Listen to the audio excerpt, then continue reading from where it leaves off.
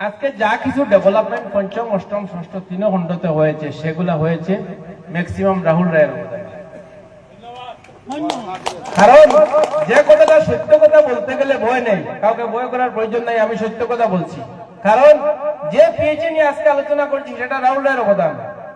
যে পিএইচি চরিগ্রামে গান্ধীনগর পঞ্চম খণ্ডে পিএইচি সেটা গৌতম রায়ের অবদান। আজকে দুলনগলবা রোড যে রোডে কোনো কাজ হচ্ছে সেটা রাহুল রায়ের অবদান। আজকে যে হাইওয়ে আজকে গাড়ি চলছে সেই রোডটার কানেকশন রাহুল রায়ের অবদান। শুধুমাত্র বিধায়কের কাছ থেকে আমরা পেয়েছি এই দুইটা রাস্তা। এই দুইটা রাস্তা পিডব্লিউডি রাস্তার উপর দিয়ে শুধু ব্লক লাগানো ব্যতীত আমরা বিধায়ক সাহেবের কাছ থেকে কিছুই পাইনি। তবে আমরা দোয়া রাখবো, বিধায়ক সাহেব আপনি এগিয়ে যান, আমরা দূর থেকে দেখবো, আমরা দোয়া করব। তবে আমাদের মনের মধ্যে তোমাকে নিয়ে অনেক আশা ছিল।